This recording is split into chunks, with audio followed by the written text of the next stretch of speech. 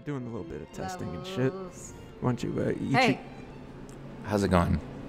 Oh, that's like an ASMR voice. Crinkle, crinkle, crinkle. Oh, dude, I've had people I've done that. I've done that on the podcast. Oh, man. Yeah, I was watching La La Land yesterday for the first time since I saw it in the theater. Out? Yeah. And I just, because it opens with the freeway. big LA freeway thing. Yeah, I like the movie. I love the movie. I just wish it was a little more LA. Yeah, Like- real LA. Yeah. Because it honestly feels very New York. Yeah. Yeah. Like especially in the second half of it. Oh yeah, and you get the big sweeping, and they're beautiful and everything. But how they're all dancing on the freeway. No way, no how. I just wanted the shot. If they cut to one shot of a guy just in his car, he's like, "Bitch, get back in the car!" or it cuts to the crackhead under the bridge. Like, what the fuck? Oh shit, that's funny. That's the unrated director's cut. Yes. And he would do it with Whiplash being that contrast of J.K. Simmons saying all that shit. Yeah. Oh shit! I was just talking with somebody about that literally last night about La La Land. The contrast. No, just I don't know why it came up because there was a big musical thing going on at the bar. Oh, nothing. Okay. Yeah, I was talking to an actor because he's a musical theater actor. Yeah. And what he thought of the movie, and he was telling me what he had issues with. Mostly it's the stuff that how he felt it didn't feel realistic. He felt like it felt more New York than LA, etc. But I told him I absolutely love the opening sequence. Mm-hmm. Absolutely love the montage in the third act. Yeah. And there's stuff that definitely is a big stretch. Sure. Yeah. I mean, but Like two white people obsessing over jazz. not that white people can't obsess over jazz. No, There's Chet Baker, But as far as basically explaining the history of jazz condescendingly. Yeah. It's the multiverse. That movie's about the multiverse because you get a variant of J.K. Simmons. And you get a variant of the kinds of actors that Damien would typically cast. Because before that, he didn't cast white leads. He cast Latin and black leads, and then What happened? Sold out. What happened, man? Don't cancel me. We're not recording yet. Oh, okay. What is happening, everybody? My name is Julius, and I am back with a podcast that hopefully you are ignoring once again. And I'm sorry to say we were recording. No.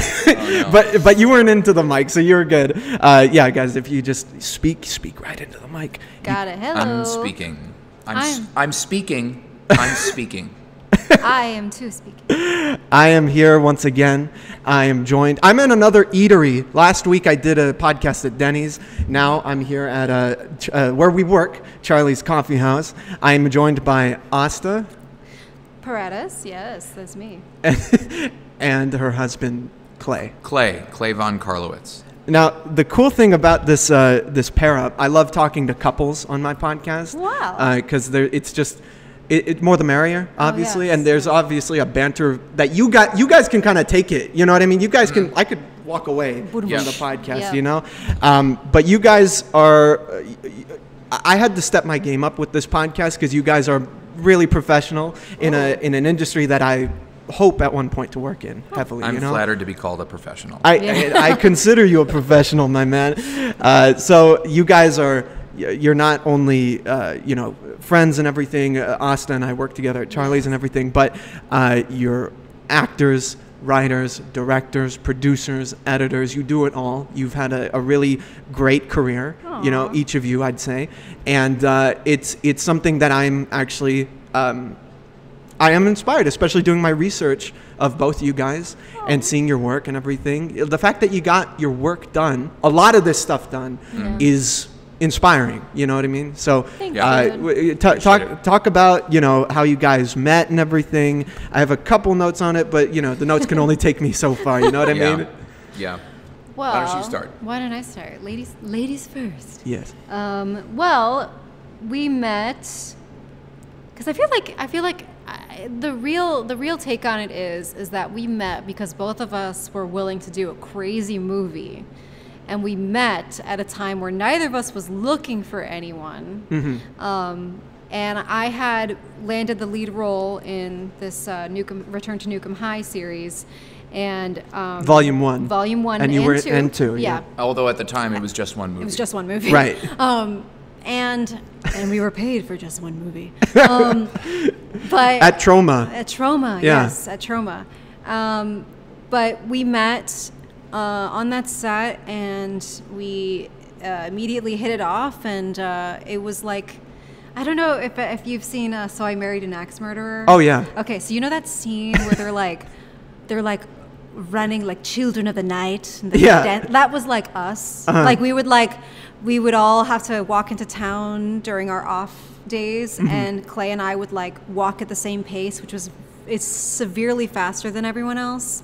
And then one day we like look at each other and we just were like, we just ran into the fields and like disappeared from everyone, and everyone was like, where are they going?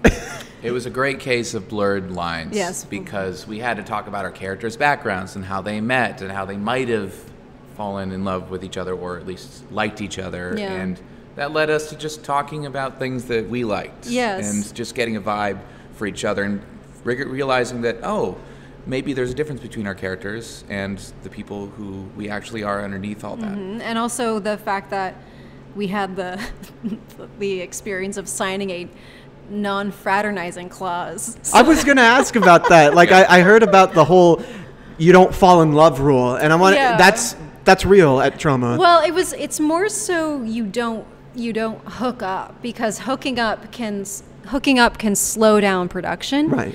Because it can cause drama, or lack of work ethic, and you can't afford that on an indie film set. Yeah. So if anything, the stakes were a certain level that we really both wanted each other around. So we were extremely professional, and the PAs on the production took time to, whenever there was time, they drove us into town to like Denny's, Hey! to go watch Expendables 2, things like that, like romantic shit, like we went. So they were kind of looking out for you guys. They were like our cupids, There were some people on staff who were in the know. Not that many people were initially, at least. And then the other kind of like side benefit of for me being on this set was that I realized early on what Jamie Lee Curtis recently referred to as her, quote, secret sauce. You don't go, quote, back to your trailer. Now, our trailer, using quotes, was, at least in my case, a massive floor with a bunch of sleeping bags in a funeral home. Yes. So shit. I didn't go back to that, quote, trailer. So I tried to stay on set all the time because I was having the time of my life. And often I was used because I was just hanging around. Yeah. But I got to spend more time with Asta, and I think we were just having the time of our lives being in this movie and actually like having something that really used our energy in a unique way. Yeah, and also we both were, as the Snobbery Society would call, classically trained, like liberal arts educated, but like even more reason why we would appreciate a movie like this. Sure, yeah. So we took it very seriously, and we had serious amount of fun doing it, and there's something really like beautifully vulnerable about like getting to know somebody in that experience, because like I had to watch him like, first of all, I had to watch him like fail to hook up with me like multiple times when all I wanted to do was hook up with him. Our character's story wasn't necessarily our story. Yes, but it was hilarious because it was this ultimate like secret subtext tension. And then I just got to see him be absolutely goofy, and he got to see me like fight mutants, and it was just like, I don't know. I've never done the whole I've been set up on blind dates before. I had been like in the whole friends to lovers kind of situation, or like friends with benefits, and sort of a monogamous like continuously. But this was the first time where I was like, this is the ultimate first date. Like, we're like on a film set, and we're like, every day you have like combinations of stress and fun that show what you really are. And then when it was over, we were like, do you want to keep doing this, but like our version of it? And we've done that.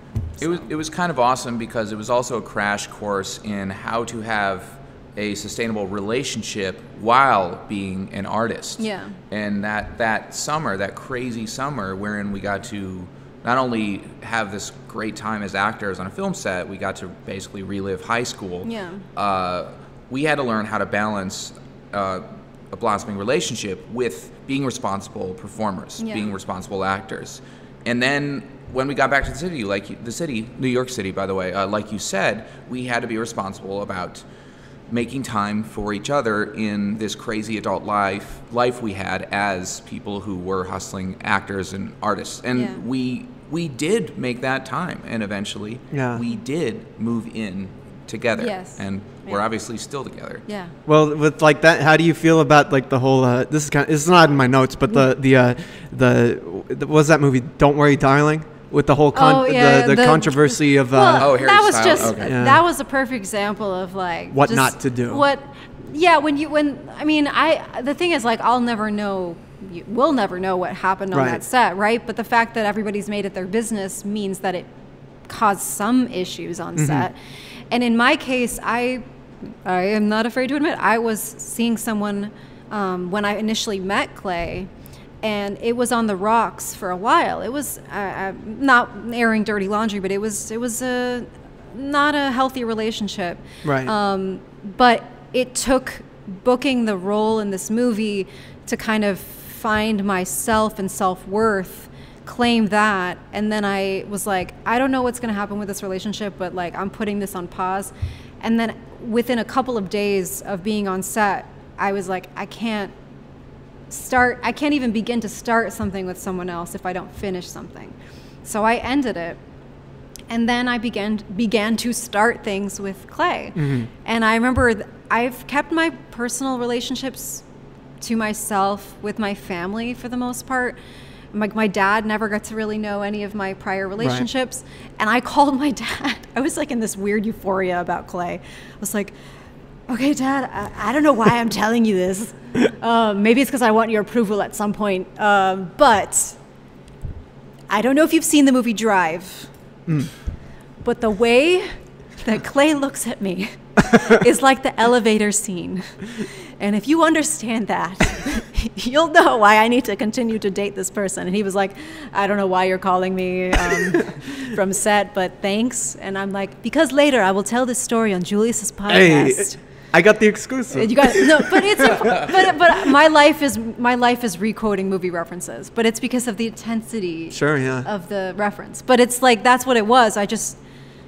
It's like boom, I know this is like I know this is my person. I remember telling my family members that I had met somebody who I thought, could be like the person. I wasn't trying to like put a label on it, but it was very exciting.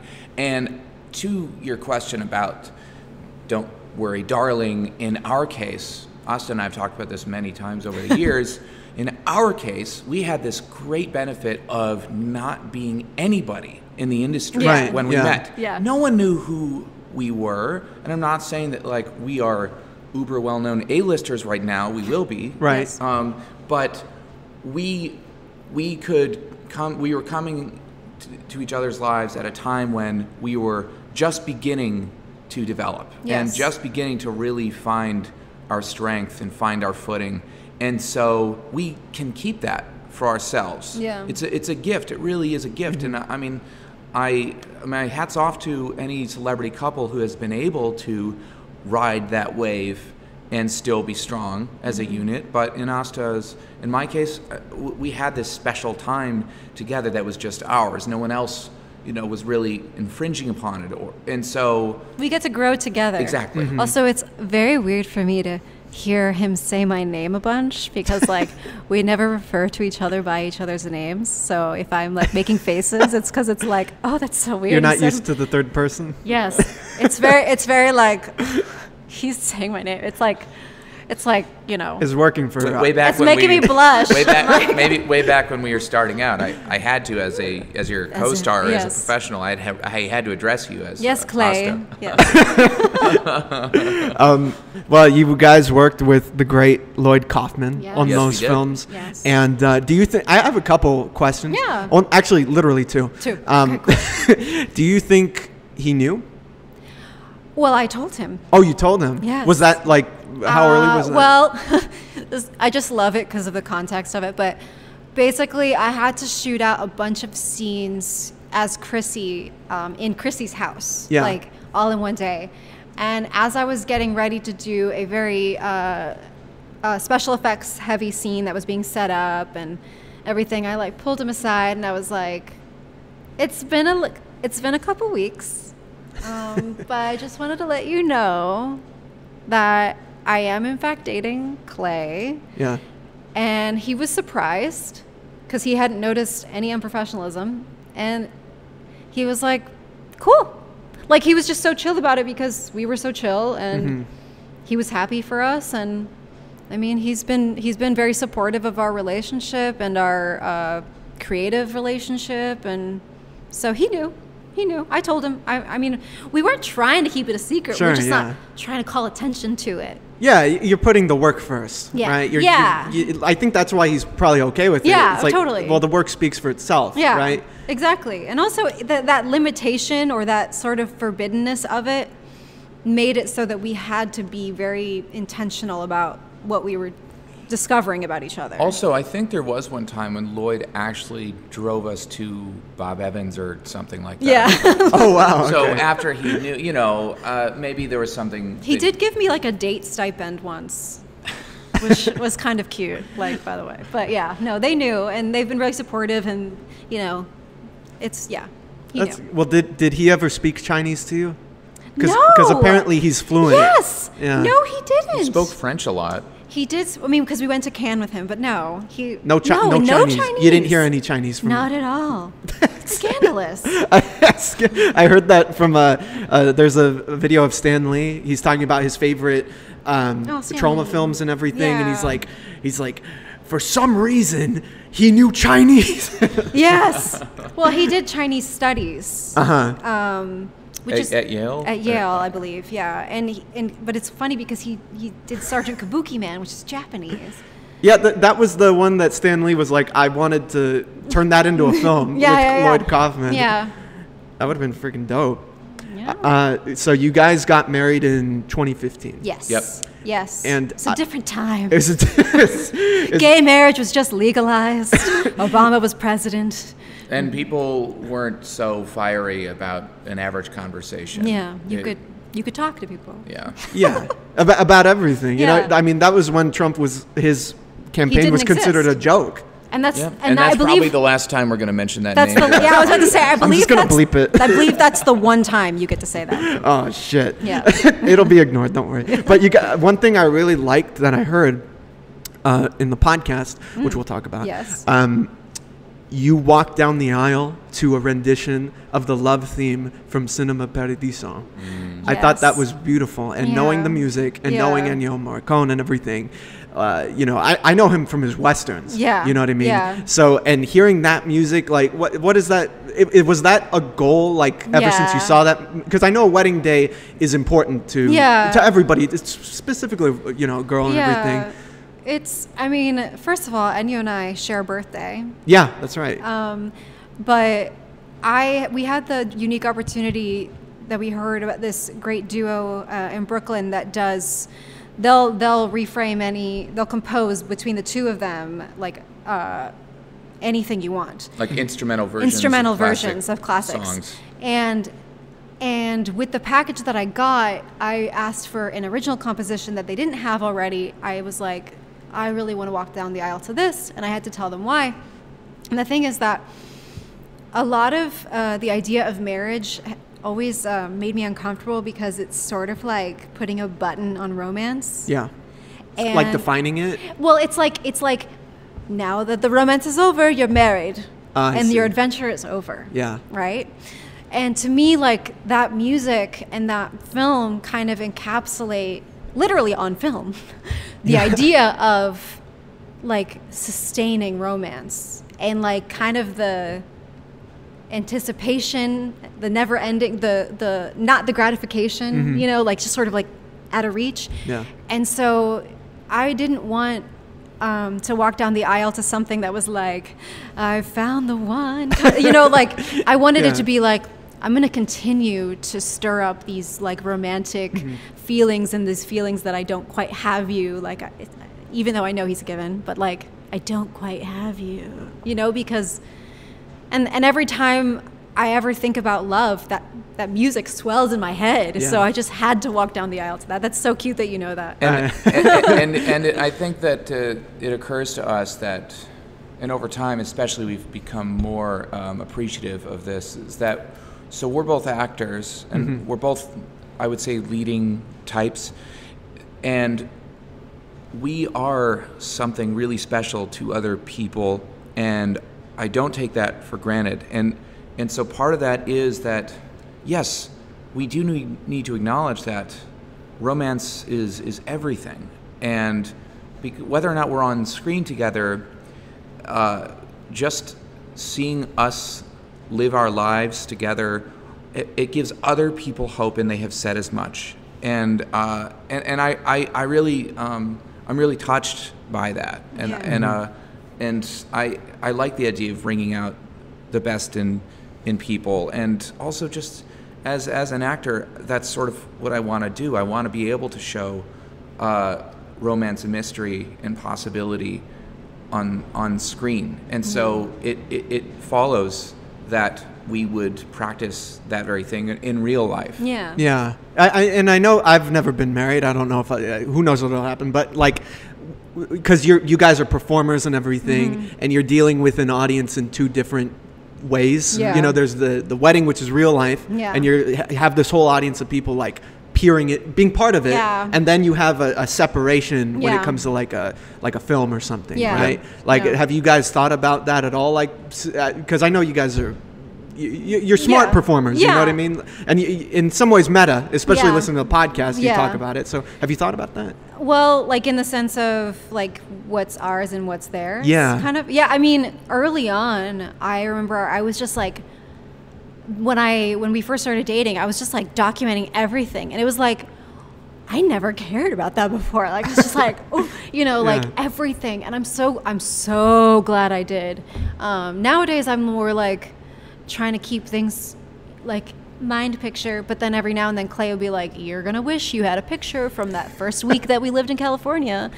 And the thing is, it's just realizing, you know, like not like I'm gonna get too deep into it, but like early on I had a few and also I would say we had stalkers, and we had to deal with people infringing on our personal life in a dangerous way that was very uncomfortable, and then a couple harmless people, but you know, it got to a point where I felt uncomfortable sharing our lives at all with people.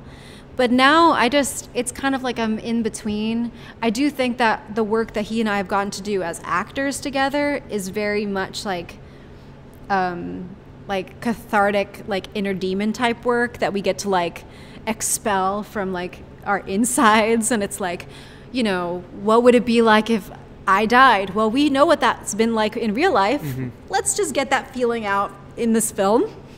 We'll retread that, and then we'll just deal with that. And then, you know, but I think that looking back years and years and years from now, people will see DNA from what our relationship really is in our fictitious circumstances. But that's what informs the chemistry of when we work together. We also very much still respect each other as professional artists, and we understand that means getting photographs, doing interviews. Yeah. It means advertising yourself to a certain extent. It doesn't necessarily mean that you have to actively seek things which put you in uncomfortable positions in your relationship. But when roles or auditions come along that ask things that involve other people, you know, we talk to each other. Yeah. And we break it down, and we always make sure that, yes, there's a clear boundary there, and we want to just keep that trust strong. And we love working together, and we've been asked to work together a lot, but we very rarely say yes outside of our controls, Right. Because we sort of don't want to waste it too often. It's sort of like you don't want to waste the magic. Like You want it to remain valuable. If right? we can control it, we want to work like Right. John and Jenna. You know, we want to be like that Cassavetes lifestyle for sure. But when other people have asked us, we have painfully said no to a lot of things because we don't want to waste this. Sure, yeah. And it's not always up to par what we're offered. And not that I am advertising it, but I have written, I think, at least 6 feature film screenplays specifically with us in mind for lead roles. I'm not saying that they're all romantic movies, but they're your they're your our movies. babies, and I maintain that one of them is going to get made sooner than later, and we've come close a lot of times. But yeah, I mean, you have to be able to be specific in what you want, and I mean, this goes down to vision boarding, it goes down to list making, and just writing down things that you want to do, roles that you want to play, and our legacy, our legacy, our legacy as a couple, our legacy as to each other. You know, like I want to be able to look back and be like, oh, I'm so glad we did that, or because. Yeah, sometimes when you get offered stuff, it's like, do we want to invite that person? It's like kind of inviting them into the bedroom in a way. Yeah, I get that. Like not even if it's a sexual role or anything, but it's like you it's have going to to be part of what's remembered. Yeah, right? because sometimes you'll have a dynamic where you're like, do I want that person to butt into my dynamic with my husband? I don't know. I want to keep them friendly, so I might be like. There are times where I've been like, I don't want to do it, but Clay would be great for it, and I can suggest somebody for his wife. Like, it's like because I don't want to waste it. You know what I mean? But yeah. Speaking, because I'm really interested in that. But before we get to that, there's something I wanted to ask regarding your love specifically. Yeah. And because your love, I wrote this down. And I like the way I wrote it down. It might sound cheesy as it comes out of my mouth, okay? Your love is curated by the culture of film. Yeah. From here on, how do you think film will continue to influence your life together? I think I'm looking at it like it wasn't my intention from the onset for sure, but I think I'm starting to look at it in like, you know how they are like Picasso's blue period. Like I feel like right now I'm in the like. Can we curse or no? Yeah, feel free. The kind of like, fuck it, let's just like, this is my like, Lynch era. This is like this, like, yeah, I will murder my own husband on screen. Like that's the era that I'm in right now, where it's like I will do crazy shit, take advantage of that moment because I will do crazy shit right now with you, like smear lipstick on my face and like. Stab you in the face. I don't know. I'm just saying I'm in that phase right now. But I think it's because we just, moved cross country. I've dealt with a lot of like tragic stuff in my life. So has he in the past couple of years. So has everyone. Right. So we're in that kind of like, whereas, a couple years ago it was like, let's do soft, silent, dramatic stuff just to balance out the trauma goof, like that kind of thing. So. Yeah. We've talked about how if we had met under different circumstances, what would that have been like? And so when we think about stories we want to tell together, we consider what different modes we might possess. Billy Bob Thornton said something like he thinks that he's got this set of skills and like a toolbox basically, but he believes this is his theory that like a human being has like 7 different facets or something like that, and it's basically when he plays a role, it's choosing one of those depending on what the story calls for. Now I don't know if I'm agreeing with that or I side with that completely, but I mean, he makes a point. So when we think about the work that we do together in relation to our love, we think about, okay, well, what aspect of our energies are we going to share, or would serve this story? And so, I mean, when you go to school for acting, they talk about how every scene is about fighting, fucking, or fleeing, or you have to ask. On the other hand, you have to ask, where is the love? There's always has to be some form of love or desire, or the reverse of it, or the perversion of it in a scene, or the audience won't care. Yeah. I'm not saying that means the characters have to like each other, but there has to be an intensity between the characters so the audience will listen and they will watch and they will wonder what's going to happen. So, so because both Asta and I have certain darker qualities, we allow ourselves to think a little bit more into the netherworlds about like what kinds of genres, you know, we want to play in. Yeah, and also as an artist, you respond to the times. And right now, I feel like Clay very much understands my need for portraying female rage on screen and for the visceral quality. I think that people respond to seeing that kind of thing right now, and you know, that I trust him, and I feel like there's certain things that I'd be willing to do on screen that I trust him to be like that extra layer of protection to make sure that I can really go there. Yeah. You know, but yeah, we've gotten to do that. But yeah, and then I can't wait for like the grumpy old people movies. I can't wait to play like a person in a retirement home, like telling you like shut the hell up and like that. But I'm thinking of it in periods, and it's the thing is that we think of it as our relationship is the center, and if we get the chance to work together, what would we work on? But then it sort of expands and ripples out to how would it affect the stuff that Asta wants to do, how would it affect the stuff that Clay wants to do, you know, and so on and so on. But if we're, you know, we just kind of see it as when we're lucky, this I would do. And I also like how a couple like Kevin Bacon and Kira Sedgwick will go and they'll do projects separately, but you can tell that they are passionate independently and together about certain stories, and you can tell that they factor in where they are in their lives in what they choose to do, and I can see how they support one another when they commit to those projects.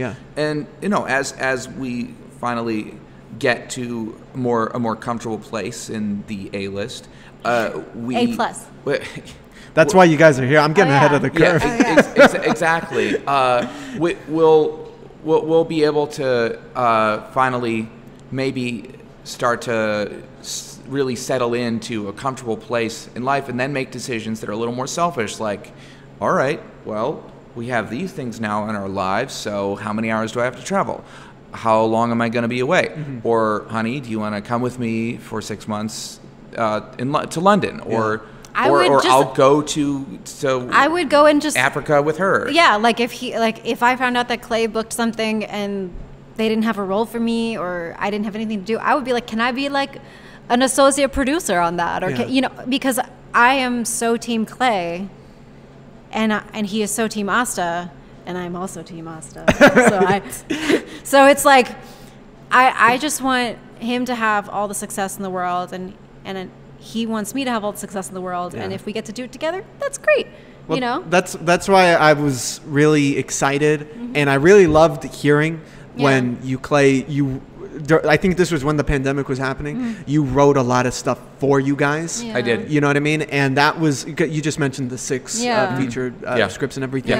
And that's that support, you know what I mean? That support that you're manifesting physically, you know what I mean? Well, I guess conceptually, but it's becoming physical, right? And that's wonderful. I was like, I got to do that at some fucking point, man. I got to do that shit.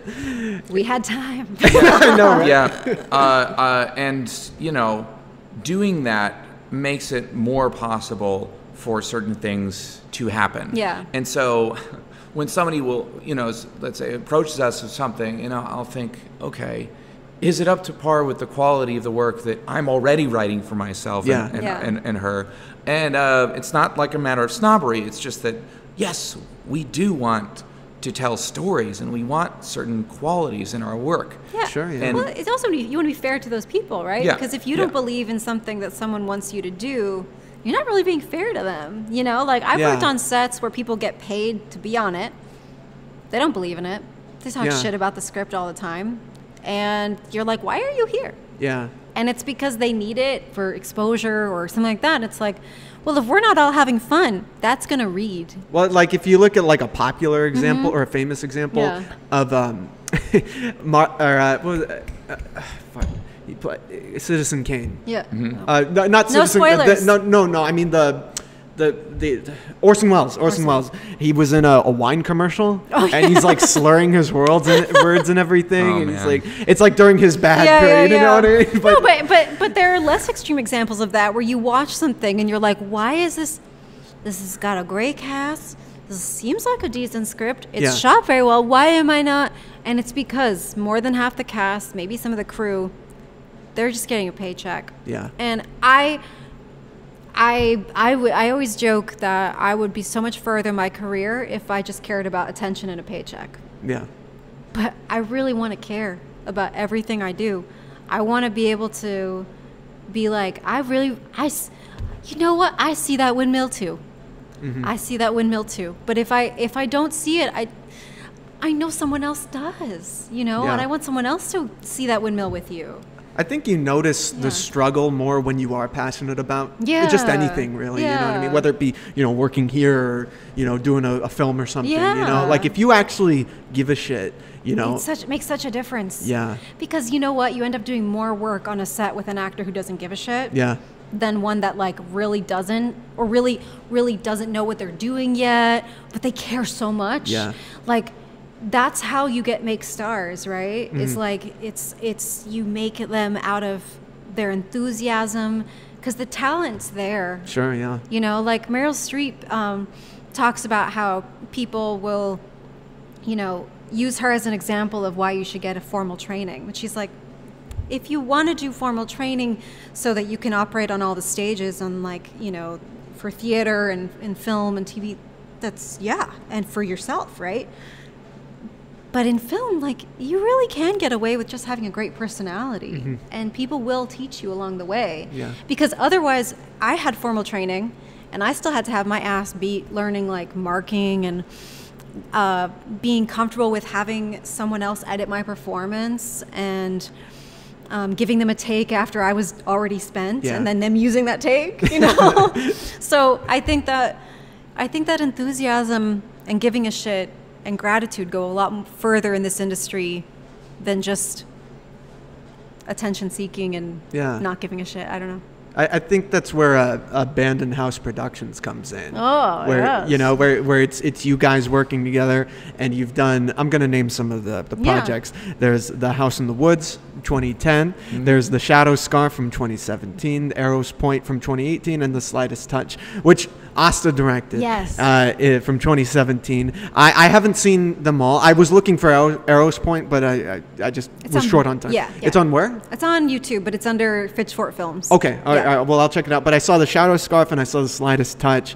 And I want to start with the Shadow Scarf because, first of all, the poster kicks ass. Yes, it does. and it won from the Queen Palm International Film Festival Best Poster. That was Richard Smykowski. Yeah. That was that a did you guys have input Yes. in terms of the not the direction, but the inspiration for the poster? Yes. Yeah. So let me explain how that. Director Clay Von Carlos. Yeah. Yes. So Clay directed I'll that explain one. how that shook out. So Asta recommended Richard Smykowski for the poster because she had been aware of his art on Instagram. Yes. Correct. Instagram is a great way to find It is. people. It is. Yeah, it So I thought, okay, I'll reach out. So I reached out, and then Richard said that he really loved working with up-and-coming artists, and he really was passionate about trying to support their visions.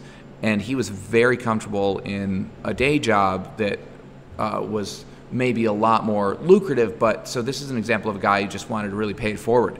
So he was like, send me the script, let's talk about the story, let's talk about what you want out of this poster. So basically he read it, had shared his thoughts with me, and then I gave him this spider web. This was his recommendation, a spider web of ideas that basically distilled the themes that I wanted to convey through the poster art. And I told him what my inspirations were as far as that was concerned. And he kind of just had a back and forth with me until we felt like we had a mutual understanding about how to tie the visuals of the poster together with the themes of the short film. Yeah, well, it's got that universal like quality to it, like the universal horror quality and to also it. giallo posters. Yeah. Yep. And very Bava-esque. I mean, I remember sharing it and saying, "Look at me, I'm a Bava babe," you know, because it's like the ultimate bitch face. It's like ultimate. And then he embraces the sort of rainbow palette of Argento's films, but also he found a way to tie in this motif in The Shadow Scarf about the fog of that one self-imposes when one wants to avoid certain aspects of one's past. Yeah. And he found a way to tie that together with themes of suffocation and strangulation, Yeah. which also Play factor in. into the plot of the story Yeah. and Yeah. the themes of the story.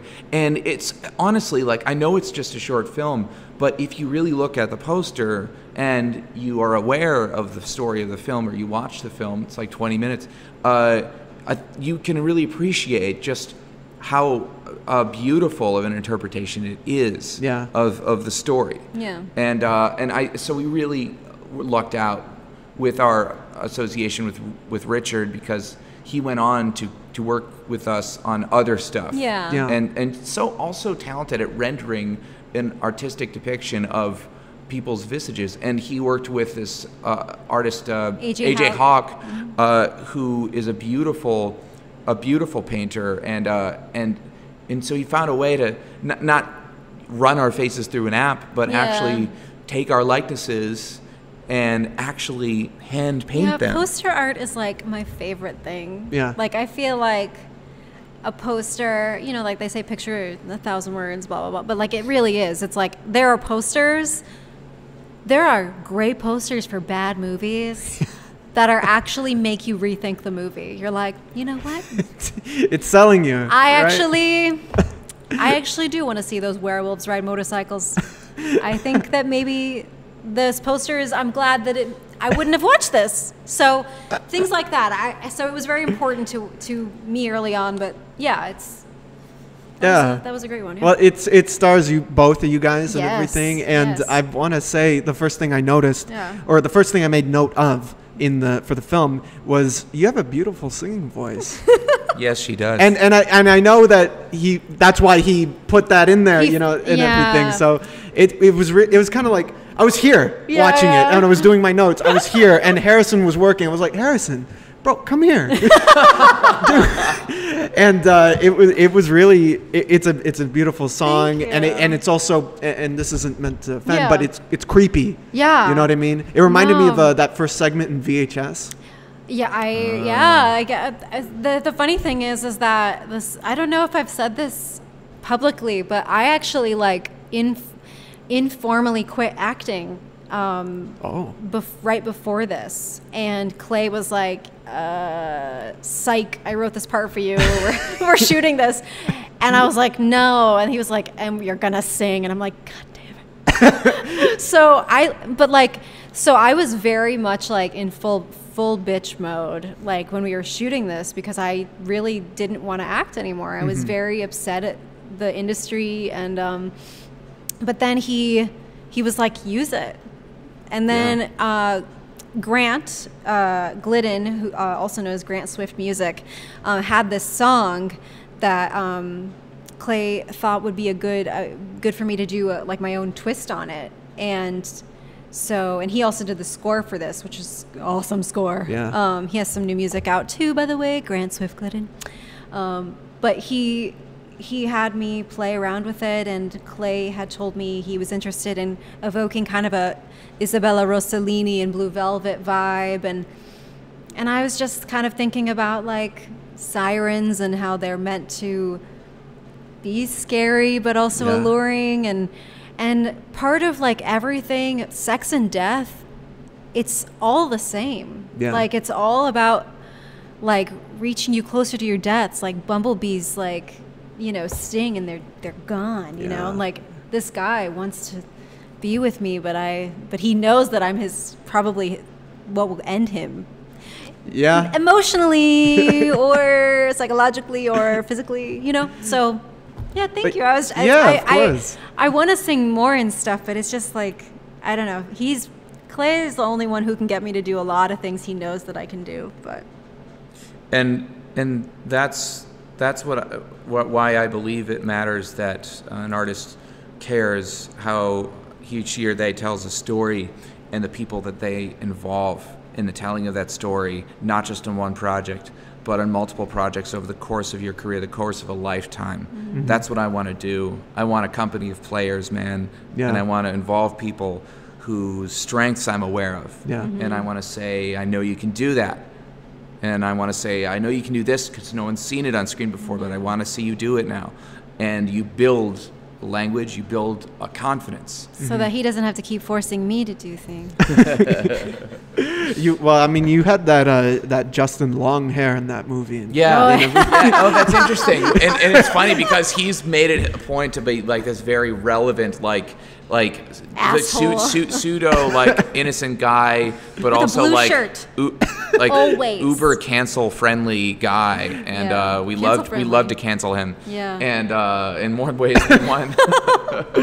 But yeah, it was very much a product of a certain phase of our lives in many ways, and yeah, I mean, there were inspirations I took from different, I would say, romantic films, but also there, people I know in my life and stories I wanted to tell very subtly, but disguising the names, changing locations, and adding fog, and then also trying to be like, where in my life have I felt like I could have said something, or I could have done more, and I was just trying to explore that a little bit, but then wrap it up in this genre package and make it 20 minutes long, so almost no festival accepted it. But I'm glad that it continues to be discovered, even one person at a time, because I do think it's a good story. Well, there's a point in there where I was thinking, oh, dude, you just killed yourself, bro. You just and it's when and it's when when he doesn't laugh. Well, no. It's when he's like, look, with all things considered, you look great. Like he was trying to get at it still, man. I was like, nah, bro, you're done. And even though, I'm not gonna spoil anything, but like I was right there. I was like in the audience, and I was saying, done. You dumbass. You're dead. You're dead, son. And he was. And R.I.P. Clay. Yeah. What's great though is that I feel like out of everything we've done together, that capitalizes on the most stereotypic caricatures of ourselves. Like, not everybody, and I don't know if it's the case anymore, but a lot of people think I'm a lot harsher than I am. And with Clay, they think he's an asshole. Like a more of like a jerk face jackass type. Like, yeah. But it's like, no, you're just pretty we're people. just pretty people. No. Who you want to punch in the face? No, we're the thing is that we're complicated people who have been really good at masking. Yeah. So. Yeah. Yeah. But, yeah, I get you on that. Yeah. Man, yeah, man, I just flashed back right now. Shit. Something that I try to do, and I think Asta tries to do with our projects, is really lean into your anxieties. Yeah. Mm-hmm. And lean into the things that you might be insecure about, and ask questions about it. Why is it that I'm insecure about this aspect of myself? And how can I share that a little bit with the audience? Yeah. And it ends up making for a more interesting story. Yeah. And yet at the end of the day, you can go back and you can, post pictures of yourself being like a nice person in everyday life, or you can wave on the red carpet, and be like, it's okay, like I'm a likable, approachable person, I'm not that character. But in this space, on stage or on camera, you can feel free to just maybe let the audience see other parts that maybe are untethered. Yeah. Yeah, well, it's funny that you bring that up because that's kind of what The Slightest Touch is about, right? Yeah. It's about trauma, and it's Yeah. about. I watched it today. Oh, wow. During my shift. I had, Yeah. you know how it is over here. Yeah. So I fit it in and I watched it, and I was really. First of all, I like the juxtaposition between both projects of shit. I'm sorry. Shadow Scarf? Yes, Yeah. thank you. The Shadow Scarf and The Slightest Touch, because this is definitely more. It emphasizes the drama more, whereas the Yeah. other one is more Stylistic. Yeah, it's like there's a style to each. Yeah. And yours is obviously about trauma and women's trauma specifically, and I appreciated how. It's obviously going to be serious and everything, but you didn't lean too much into the horror aspects of it, because by the end I was thinking, because they're in bed and everything, and it's kind of not resolved. Yeah. And I was expecting like the force to kind of bust through in there, and I'm really glad you didn't go in that direction. You know what I mean? Yeah. Well, that's because that's what that is for women. Is like, another part of the reason I wanted to quit the industry was because I really didn't think I had the mental fortitude to continue to be put in positions to be made into prey by men in the industry. And where it wasn't the stuff I was being asked to do on screen, but it was the behavior that was off screen that was, I hate the word triggering, but it was triggering for me. And I had heard, to be blunt, that the person who assaulted me had gotten into screenwriting. Oh, man. And it really unnerved me. And I was watching this episode of Criminal Minds where they mentioned the term psychodrama, where people like perform, they get other people to perform like dramatic, reenactments. Yeah. And it's sort of like just seeing it outside of you reminds you that it's not happening to you. Yeah. And so I was like, I want to get into directing, and I write a lot of poetry, and I had this poem idea, and how and mind you, this was like pre-Weinstein, like this was like nobody was talking.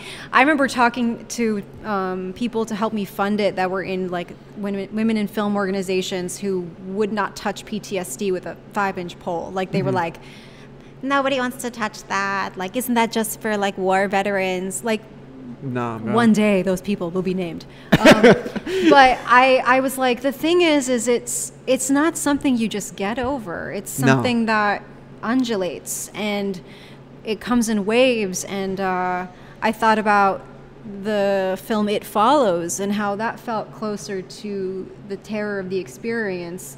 But that's when you share it with someone. Yeah.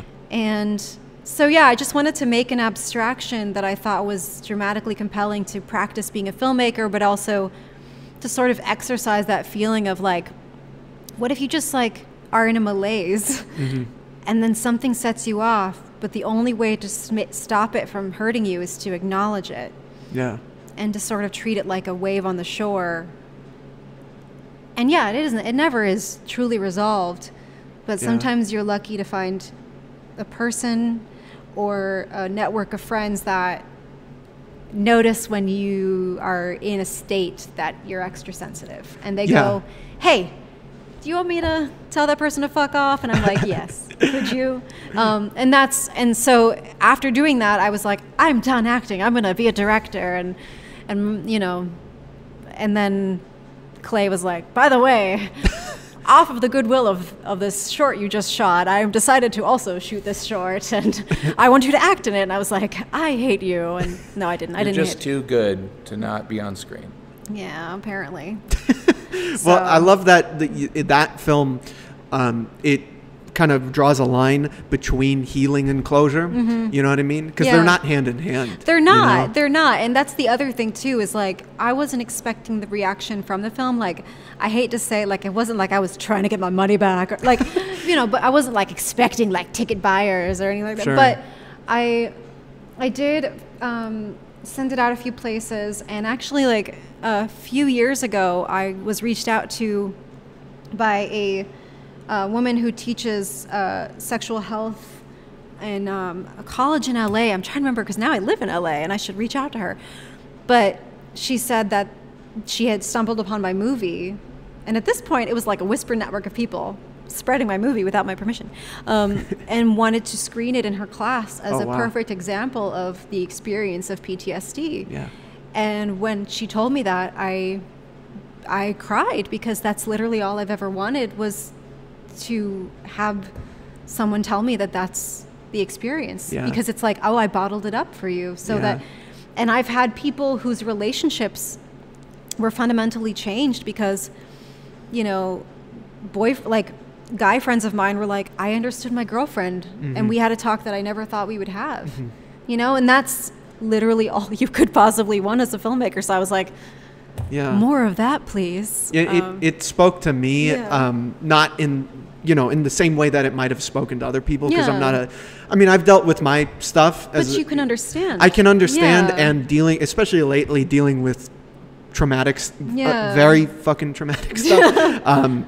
What you said about it coming in waves is so spot on. Oh, yeah. Because, like, you know, it was a pretty all right day, but then tomorrow, who knows what's going to happen to make you think about everything that happened. Oh, yeah. And I think, like, especially when it cuts back and forth, just almost sporadically. Yeah. You know, that is probably the most, I want to, like, talk about the editing of that. Like, that's, you don't really hear much about editing when it comes to projects. And, like, that's, as an editor myself, I was like, that's actually kind of brilliant. You know, the fact that it's just, even if there isn't a trigger, it just kind of shows back up, and, you know. Oh, yeah. I mean, I first I have to say that though I did do the edit rough cut, my friend Tony, aka Hack the Movies, helped to realize my vision by making it smooth and, like, literally having me over his shoulder being like, I want it to happen at the same time, and he's like, but this is the past, and that's, you know. And I was like, no, I want it to be like she's on the subway and this man is touching her, but she's also experiencing at the same time a touch that wasn't you know, supposed to happen. And so he helped me realize that. But because it is like, you know, multiverse shit, you know. It's like you'll be like talking in a coffee shop one minute, and then the next minute you're remembering the time that someone, you know, pinned you down and said horrible things to you and violated you. And that feeling is something that women deal with for sure, but I feel like there are men who've dealt with humiliating things. I have talked to actually a lot of men who've dealt with things after watching this. They say they relate to humiliating things that they haven't talked about, things that are disguised, thinly veiled as hazing. And I'm like, that's sexual assault. You know, the things that were done to them in college or high school or junior high. I'm like, that is sexual assault. Yeah.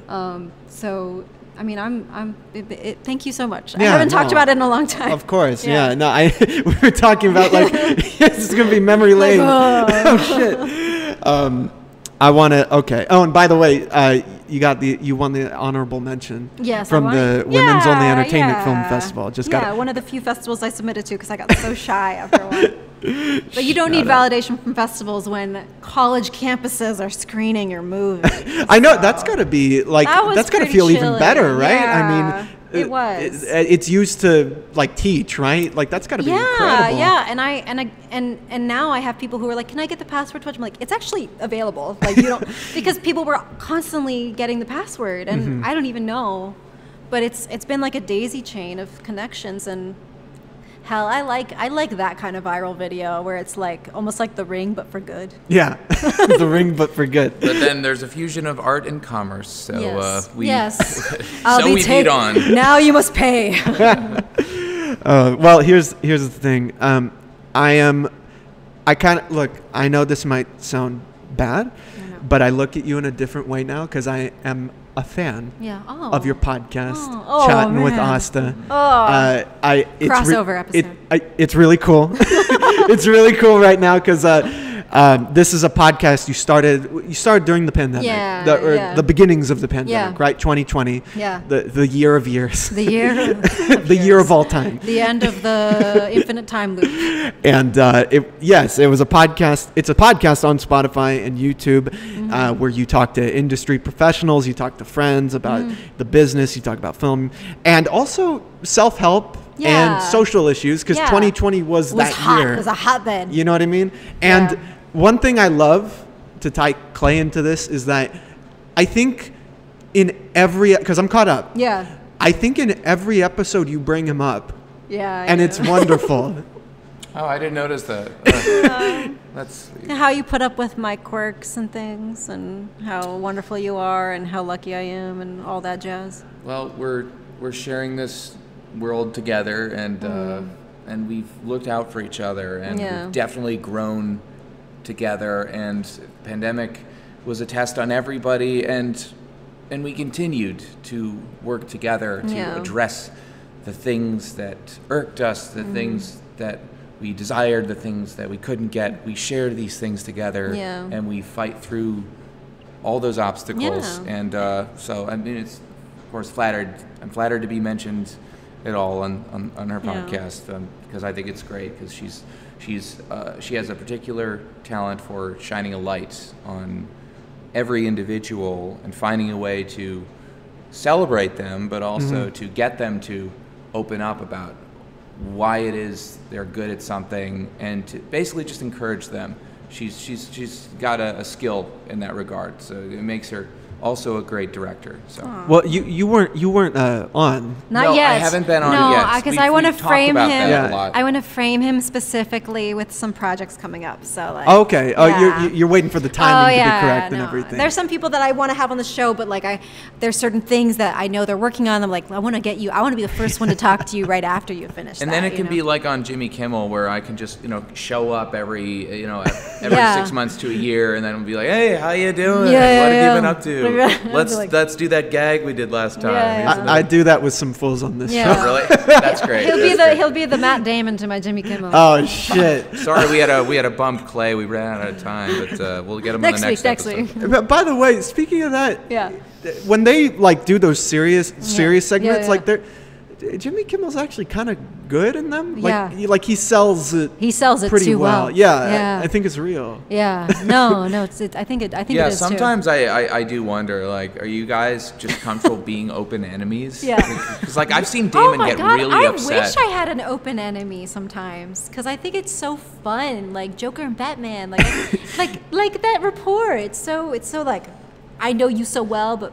Because we're the same. To paraphrase Paul Newman, a person who has no enemies has no character. Oh, I like that. Yeah. I got hella character. Oh, man. That's awesome. Shit. But I really like listening to the podcast because first of all, you're very professional. Oh, thank you do you. your research and everything. Thank you. And I was thinking about this from a couple different perspectives, especially with how it kind of transformed the conversations did. Yeah. And I think you should try to market this specifically to film students. Oh yeah. And people trying to break in. Because it's a cheat sheet. Yeah, it's a cheat sheet. It's a cheat sheet. It humanizes the industry because you talk a lot about vulnerability with the guys and everything. Down. You know, it's because I'm at school learning everything and I've been there for a while, and listening to this, it's like when a guest speaker comes into a class. You know what I mean? You should write a review, Julius.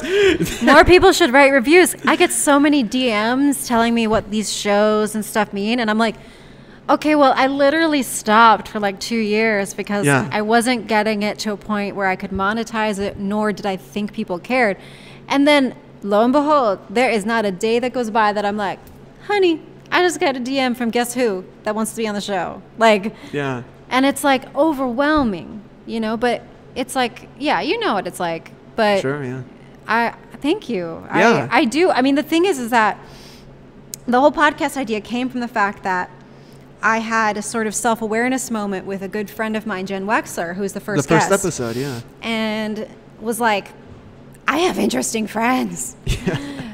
I wonder if I can get them to share this interestingness with the world, because if people knew what it took me several gin and tonics and some bravery to find out at film festivals, they would be like, oh, this person isn't so intimidating. And I also am a firm believer in your vibe attracts your tribe. But like, if people don't know what your vibe is, then they won't know, like, I actually would love to work with this person. And since then, I've actually thought about doing some sort of like wrap up or Instagram story or something where I show all the things that have happened between my guests as a result of them being on the show. Oh, that would be cool. Like, because that's happened, is like, people will be like, oh, you're on Asta's show. Oh, do you want to do a movie together? Like, it's like, what? And the thing is that I'm like a clown. I'm not afraid to fall on my face, reaching out to people.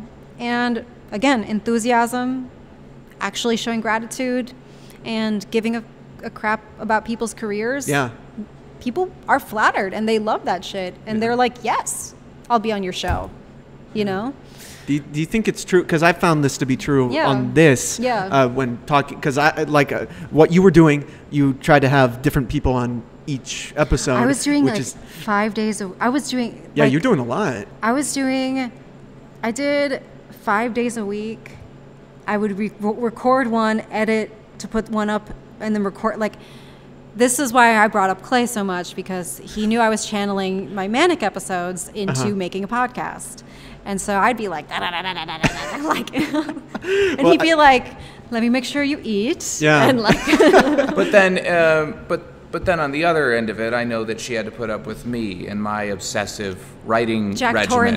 Jack Torrance mode, basically. Well, only in this case, I didn't just write a bunch of nonsensical words and then try to kill you with an axe. And you don't have that hairline, at least so in you're 2020. good. Yeah. But although I did at one point. At one point, we have pictures. We were Jack and Wendy. But he also, at one point, I gifted him a typewriter at our wedding, and he, at one point, typed an entire screenplay as a wedding gift to me, but I had to hear that. But that typewriter. That's what you signed up for, honey. It's not as romantic as it sounds. I would be scared. It was loud. Oh, I have sensory issues, so that was no bueno. Well, as an interviewer, I found this. Do you think, like, do you find yourself having to kind of play dumb sometimes in terms of asking questions of like, because you know the answer to a question you might ask, and to get the biggest answer you could get out of whoever you're asking. Sometimes you pretend I just you don't know much. Reframe. Because I found that. Yeah. Well, sometimes I know a version and then they become a different version because they're on camera, right? And then I try to be like, just for our audience, can you just remind me of blah, blah, blah, blah, blah. Yeah. But, you know, it depends on each episode. Some people's careers are so dense that I just go through every project that I can think of and just want them to give an anecdote or two, because I think anecdotes are actually extremely useful. They are. Because it humanizes, like you said, the experience, and you're like, well, shit, if they had problems shooting that movie, then I don't need to be stressing out so much.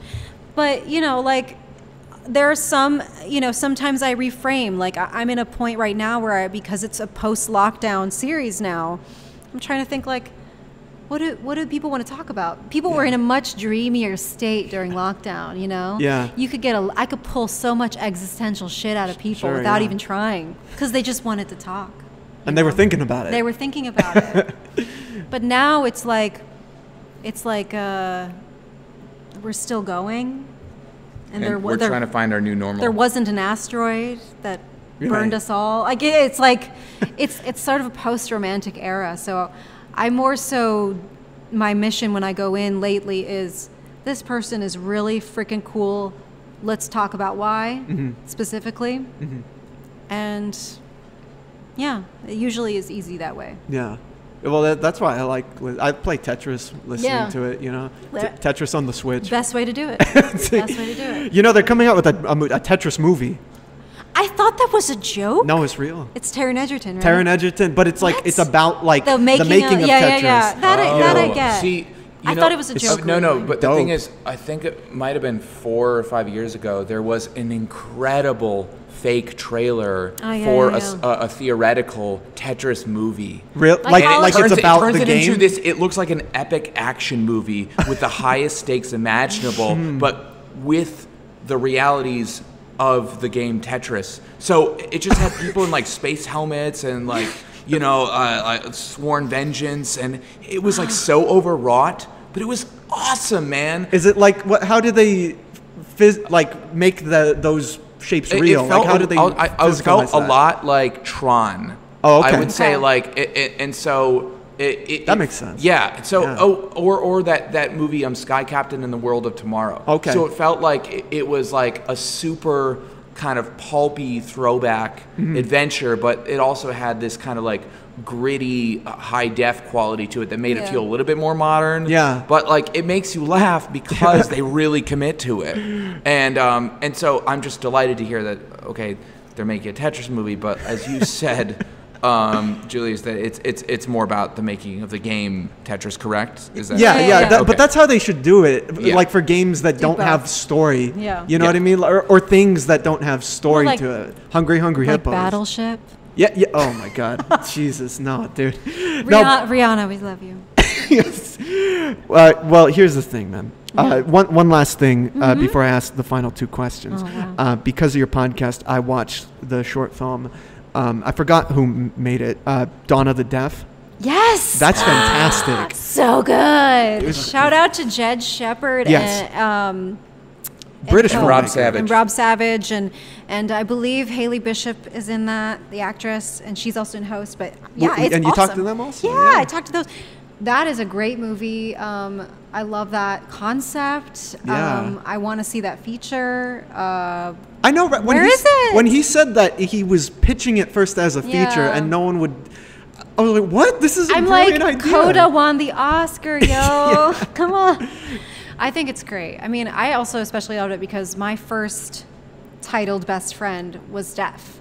Mm-hmm. So, like, I totally related to, like, everything that she went through early on, like, because I was socially awkward. Yeah. And so she was like, Do you know I ASL? can't- I did. I'm not as great as I used to be because I haven't had much practice in a while. But it's sort of like living on another path. And I think that what made that movie so interesting was really illuminate in a genre way, like how a perceived disability is actually a strength or an advantage. Something Yeah. A Quiet Place takes advantage of.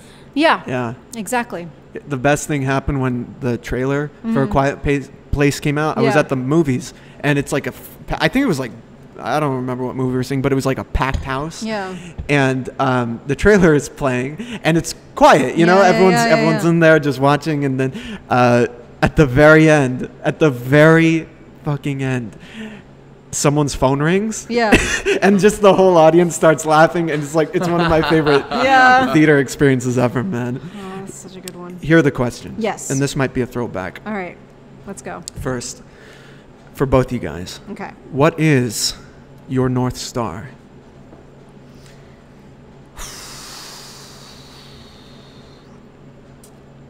You can go first. I gotta think mine. I'm gonna cheat off of yours. Copy and paste. What could you? Guiding principle. My guiding principle. Yeah. Right. Yeah, that's how you did it? Yeah. Well, Julius, what would you say a North Star is? Not what your North Star is. We'll talk about that later. But what would you? How would you define a North Star, so that I can more adequately answer that question? Well, you're a workhorse, right? You're Uh-huh. someone who puts passion into what they do. What gets you doing that? What pushes you through that?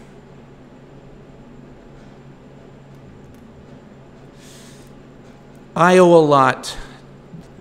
I owe a lot to my inner child, and I really want to help him and show him that it's going to be okay. Mm-hmm. And I want to help other people find a way through the darkness and show them, like, you'll encounter a lot, but there's always a way to fight it, and there's always a way to learn a new skill set or a new way of thinking that gets you through.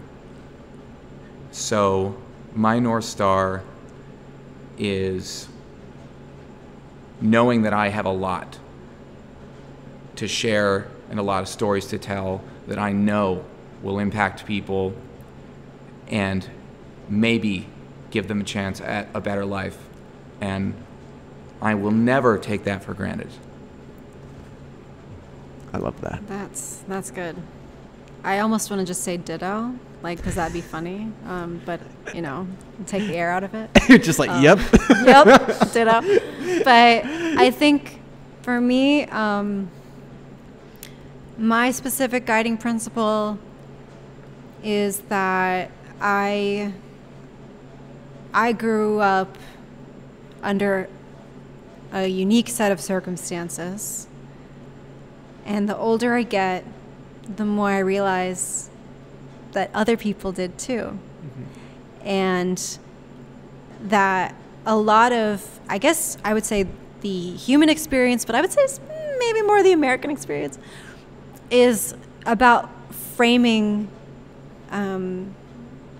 those experiences as things to be ashamed of. Mm-hmm. And I've been in enough hospital waiting rooms, I've seen enough counselors to tell you that it happens to all of us.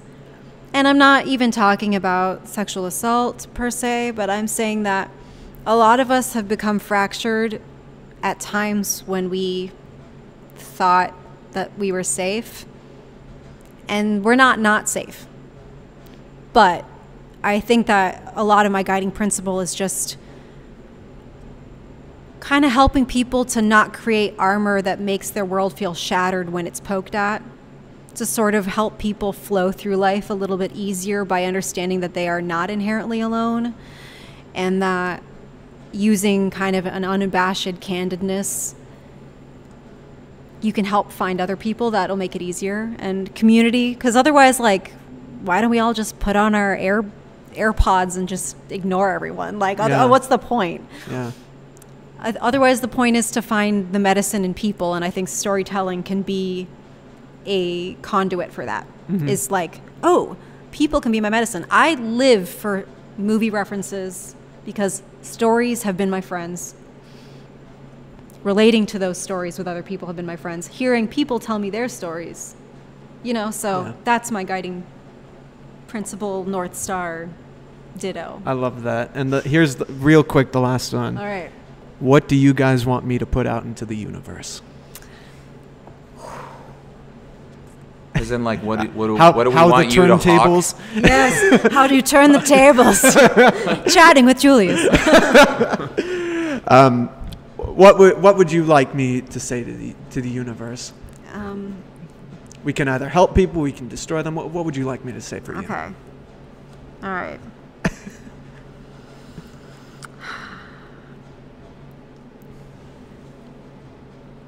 I am so tired of minimalism. It's seeping into storytelling. It's seeping into decor. I just want maximalism. I want layers. I want everyone to live with layers and stop being too cool. So I want whatever the personality version of minimalism to end. I want people to be maximalists in their daily lives. I want people to I want to hear people's stories all the time. I don't want people to think they're too cool or not cool enough. So I don't know if that's a good message, but that's how I feel today. I like, everyone's too cool. And I'm like, I love it when I'm working at the shop with you, mm-hmm. and somebody comes in and I just happen to ask the right version of how are you doing today?